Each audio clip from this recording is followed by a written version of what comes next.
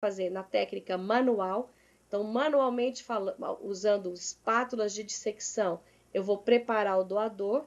E no outro vídeo, vocês estão vendo como é que a gente retira o endotélio.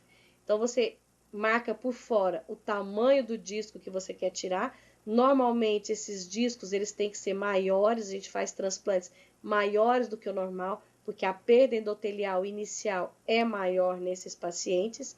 Então, você tira a DCM e o endotélio, é muito fácil tirar essa DCM e endotélio. O difícil realmente é colocar o novo disco, que é o que vocês estão vendo, que vocês viram dobrando no outro vídeo, né? Então, aqui, depois disso, você retira toda a substância viscoelástica que você possa ter colocado na hora de colocar esse disquinho. Então, aí vocês estão vendo fases diferentes. Aqui no de baixo está retirando ainda endotélio. No de cima agora eu vou começar. Então, você injeta metilcelulose, ou só com soro, ou só com ar. Com o CINSC invertido, você faz, então, a retirada de todo o endotélio, tá? Existem aparelhos específicos que podem ajudar um pouquinho mais, mas só com o ganchinho, um CINSC invertido, realmente a gente consegue fazer isso com uma facilidade bem grande. O segredo aqui realmente é você não entrar no estroma. Se você penetrar no estroma, aí fica mais difícil para a gente fazer a retirada desse endotélio.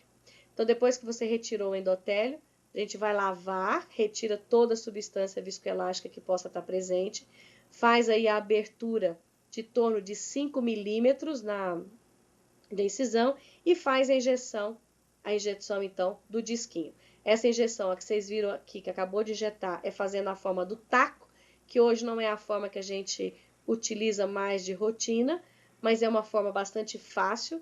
Uma vez que você colocou esse taco lá dentro, a gente tem que abrir esse disco utilizando uma bolha de ar. Essa bolha de ar vai ficar mantida nesse olho grande, com uma pressão alta, por cerca de 10 minutos. Tira todo o líquido que possa ter nessa interface, se certifica que ele está bem grudadinho. Aí nós diminuímos essa bolha para cerca de 8 milímetros e o paciente ainda fica cerca de 1 hora em decúbito dorsal para ter certeza que isso vai estar colado, tá? Então, o outro vídeo aqui agora que foi... Pode passar para frente, Freda? Então, esse é o DISEC. Eu tirei endotélio e coloquei endotélio e estroma. Clica esse vídeo agora, esse que vocês estão vendo. Oi? Esse próximo vídeo não está rodando. Esse que tem um verde no fundo, assim, esse não está rodando. Isso. Esse não tá rodando. Então, esse vídeo que vocês estavam vendo seria um vídeo de um DMEC, ou seja, a gente só colocaria o endotélio lá dentro, que é uma técnica muito mais difícil de ser feita, mas que, sem dúvida, é o que dá melhor acuidade visual. Vocês falaram, Luciene, qual a acuidade visual que a gente tem aqui? A acuidade visual vai depender da espessura do disco. Quanto mais espesso o disco, pior vai ser a acuidade visual que o paciente vai ficar. Então, num DISEC, que a gente usa um disco de em torno de 100 micra, 80 a 100 micra, o paciente tem condição de ficar em torno de 20, 30, 20, 40 de visão. Se você faz o DMEC, que é só DCM e endotélio, esse paciente vai ter muito mais chance de ter 20, 20 de visão. Só que é uma técnica cirúrgica muito mais difícil de ser feita, você tem uma perda endotelial muito maior do que no transplante no DISEC. Qual que é a vantagem de fazer isso? Vocês viram que eu abri 5 milímetros. Eu não tenho 16 pontos aqui, eu não tenho ponto para retirar, para dar infecção, para soltar no futuro, para vascularizar, para dar rejeição. Então, o número de complicações que a gente tem é muito menor. Logicamente, existem complicações relacionadas com a técnica especificamente, ou seja, pacientes pode desprender esse disco, então você pode ter que levar esse paciente na sala de cirurgia na primeira semana para colar esse disco de novo. Essa bolha que a gente deixa, ela pode fazer glaucoma, então o paciente tem um risco de fazer glaucoma. Se o paciente é fásico, pode ser um problema. Se o paciente tem alguma cirurgia antiglaucomatosa, que não vai deixar essa bolha ficar, isso pode ser um problema também para a gente manter esse disco colado. Porém, hoje, em todo o mundo, quer dizer, europeus e americanos, né, basicamente, e asiáticos também, a primeira indicação para tratamento de pacientes com endoteliopatias é o transplante endotelial. Então, apesar dos riscos que a gente tem de descolamento do disco, de glaucoma, de uma perda endotelial um pouco maior nos primeiros 6 meses. Depois de 2 anos de cirurgia, a perda acaba sendo menor e o paciente tem uma recuperação maior. Menos alteração de olho seco, menor risco de rejeição, mais resistência a trauma. Então, hoje é a técnica que é considerada padrão ouro para tratamento de pacientes com patologia endotelial, desde que o estroma esteja transparente. Então, nossos pacientes que ainda têm fila de espera aí de 3, 4 anos, que o estroma está totalmente cicatrizado, esses pacientes não vão se beneficiar com essa técnica, tá? Então, o estroma tem que estar bom para você não ter uma baixa de acuidade visual. Pode passar o próximo. O que a gente teria agora seria, então, as técnicas em lamelar, né? Então, o que a gente tem no lamelar anterior?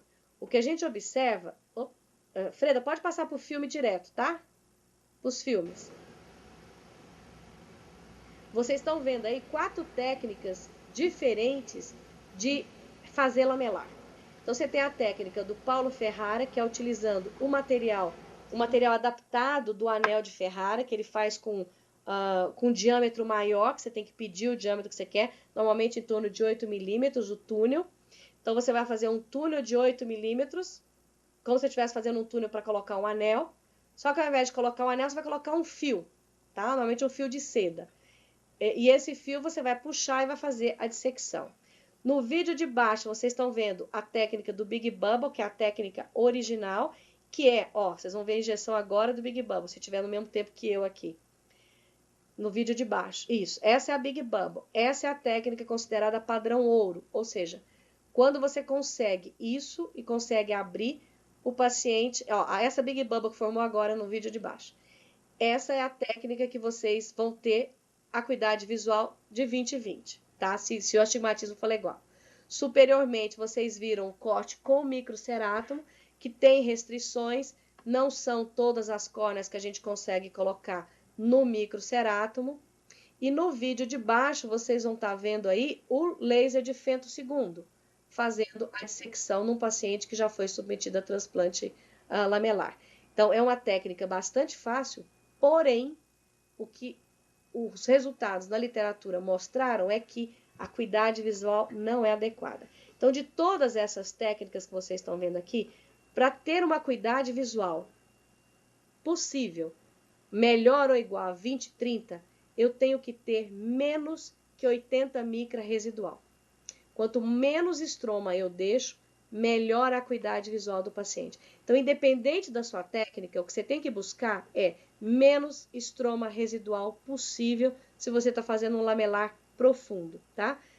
O que dá melhor resultado acaba sendo a Big Bubble, porque você realmente expõe toda a DCM. Se você faz a técnica de Ferrara, é recomendável você associar o Big Bubble. Se você faz o microcerátomo para profundo, é recomendável associar o Big Bubble. E se a gente faz o laser de femtosegundo também para profundo, a gente associa a Big Bubble. Se você vai fazer lamelar superficial, ou seja, vai tirar até 200 micra, aí não, aí é diferente. Aí você pode usar o laser de femtosegundo, você pode usar o laser, o excimer laser, você pode usar o microcerátomo com resultados excelentes, tá?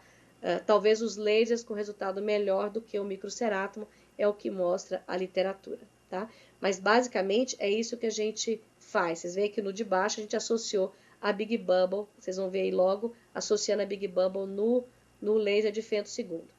A retirada ou não de endotélio do doador é uma questão ainda controversa, não existe trabalho na literatura mostrando que você realmente tenha que retirar esse endotélio ou não. Basicamente, eu não retiro, nunca retirei endotélio e DCM. Às vezes que eu retirei, a irregularidade é importante, então eu prefiro não retirar o endotélio e DCM. E a vantagem de você retirar seria você tirar o endotélio, que poderia ser um estímulo imunogênico para esse paciente no futuro. Mas realmente isso não é o que parece acontecer no que a gente tem visto de resultado dentro da literatura, né? Então, aí vocês estão vendo, completando a cirurgia lá do Ferrara. Depois disso, então, o que a gente faz é colocar o botão que você trepanou com o mesmo diâmetro ou 0,25 a mais. A sutura aqui tem que ser uma sutura bastante bem feita, porque eu não posso ter degrau, então normalmente eu pego mais superficial no doador e mais profundo no receptor, buscando então uma coaptação perfeita desse tecido, tá? Pode passar, Freda.